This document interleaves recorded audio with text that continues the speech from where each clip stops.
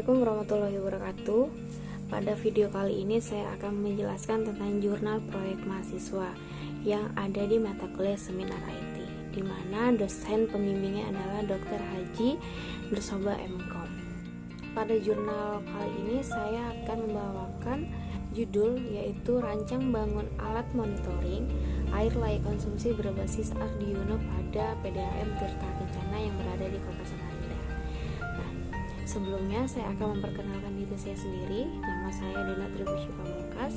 NIM saya 18.1076, program studi Sistem Informasi. Saya akan menjelaskan sedikit tentang abstrak, di mana rancang bangun alat monitoring air layak konsumsi ini dia berbasis Arduino dengan studi kasus yaitu depot air minum pada alat yang dibuat. Pada kasus ini kita lebih terpusat pada perusahaan daerah air minum atau PDAM untuk mengetahui nilai pH air serta kadar NTU pada bak penampungan air dengan menggunakan sensor pH dan sensor keruangan air yang akan ditampilkan pada desktop melalui kabel USB berbentuk grafik. Selanjutnya, di mana metode penelitian ini yang digunakan adalah penelitian kuantitatif. Penelitian kuantitatif yang dilakukan pada penelitian ini. Nah, output yang dihasilkan akan dibandingkan dengan output tanpa adanya pengontrolan variabel. Dan pengujiannya itu menggunakan black box sehingga dia hasil pengujiannya menunjukkan bahwa sistem monitoring air layak konsumsi ini dapat berfungsi dengan baik. Nah, pada kata kuncinya ini yaitu air layak konsumsi sistem monitoring Arduino. Selanjutnya, di mana latar belakang yang saya ambil pada kasus satu ini yaitu masalah masyarakat di Indonesia masih berhadapan dengan beberapa hal yang sangat berpengaruh pada air, yang dimana masalah ini cukup kompleks dan pada saat ini masalah ini belum dapat teratasi. Nah, penyediaan air bersih untuk masyarakat mempunyai peranan yang sangat penting dalam meningkatkan kesehatan lingkungan sekitar. Nah, pemanfaatan air sebagai kebutuhan primer menjadikan air itu berada pada tingkat kebutuhan yang tertinggi. Selanjutnya, di mana rumusan masalah ini adalah bagaimana merancang dan membuat sistem monitoring air layak konsumsi berbasis Arduino.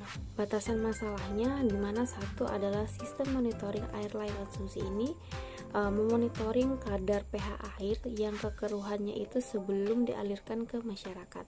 Di mana yang kedua yaitu sistem ini menggunakan kabel USB dan mengirim data dari Arduino ke aplikasi untuk ditampilkan. Yang ketiga, sistem ini hanya mengukur pH air dan kekeruhan air untuk menentukan kelayakan air untuk dikonsumsi. Yang keempat, sistem ini menggunakan sensor pH air untuk mengukur pH dan sensor NTU untuk mengukur kekeruhan. Nah, yang kelima, aplikasi ini pada sistem dibuat menggunakan pemrograman Delphi 7. Yang keenam, sistem ini menggunakan Arduino untuk pengelolaan data dari sensor. Yang ketujuh, sistem ini akan digunakan oleh petugas perusahaan atau PDAM. Selanjutnya, metode ini dia menggunakan waterfall, di mana pada penelitian ini metode perancangan aplikasi yang digunakan itu adalah waterfall. Nah, metode waterfall adalah suatu proses pengembangan perangkat lunak berurutan. Nah, di mana kemajuan dipandang sebagai terus mengalir ke bawah. Itu jadi dia bertingkat seperti layaknya air terjun. Nah, dia melewati fase-fase perencanaan, pemodelan, implementasi atau konstruksi dan pengujian. Nah, ini berikut adalah contoh dari metode waterfall sendiri, Pressman 2001. Jadi dia berurutan dari rekrutmen, dari sistem, dari implementasi segala macam itu terutan ke bawah. Nah, selanjutnya itu adalah desain struktur menu, di mana ini adalah desain untuk menu yang akan nanti digunakan. Yang pertama itu adalah petugas PDAM. Nah, habis dari petugas PDAM dia akan memulai dan mengambil sampel dari bak. Setelah itu dia akan diteliti di lab seperti itu. Nah, untuk selanjutnya akan dicatat hasil dari lab tersebut dan itu selesai. Nah, dari sistem itu sendiri dia bisa langsung dari mulai mencetak nilai dari sensor pH itu sendiri dan sensor NTU. Selanjutnya dia mengirimkan nilai dari sensor itu sendiri. Dan yang ketiga, dia menampilkan tingkat keasaman dan kekeruhan air. Dan yang selanjutnya dia menyimpan hasil dari pendeteksi yang telah dilakukan.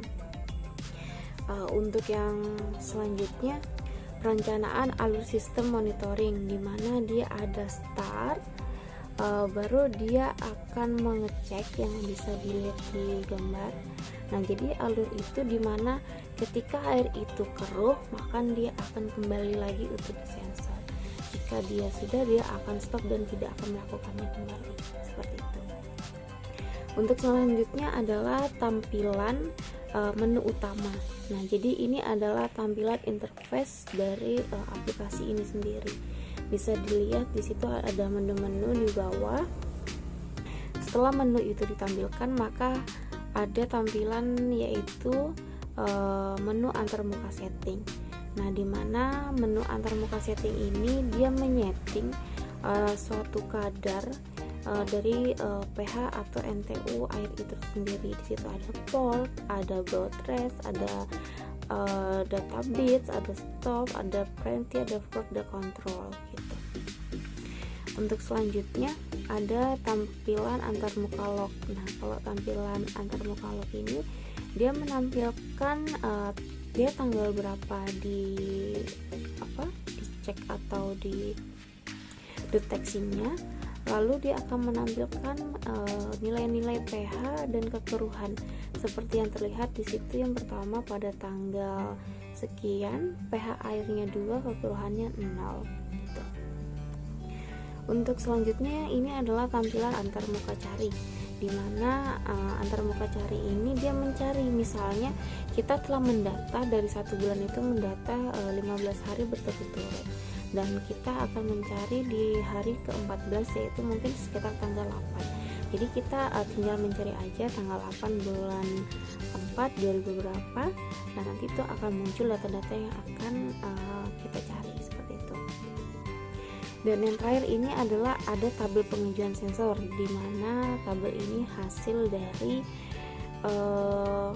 semua yang telah kita lakukan dari proses awal. Nah, percobaan pertama jenis pengujiannya yaitu air biasa, yang diharapkan alat dapat membaca kadar pH air 6,5 sampai 8,0. Nah, pengamatannya nilai pH adalah 7,0, berarti hasilnya bisa diterima. Dan itu percobaan kedua, ketiga itu bisa dilihat dan semua itu diterima. Dari selanjutnya adalah tabel pengujian sensor NTU, itu sama seperti tabel sebelumnya. Cuman di sini adalah pengujinya adalah air jernih seperti itu, dimana dia yang diharapkan dapat membaca nilai NTU dari 0 sampai 2, pengamatan nilai NTU adalah 1, hasilnya diterima. Dan itu dari percobaan 2 dan 3 itu bisa teman-teman lihat itu semua hasilnya diterima. Nah, kesimpulan dari jurnal yang saya jelaskan pada kali ini yaitu pada pembahasan yang telah kita jelaskan pada bab sebelumnya, dapat ditarik kesimpulan bahwa tujuan penelitian ini sudah tercapai, yaitu merancang dan membuat sistem monitoring air layak konsumsi berbasis Arduino sehingga dapat membantu petugas PDAM dalam memonitoring air layak konsumsi sebelum dialirkan ke masyarakat.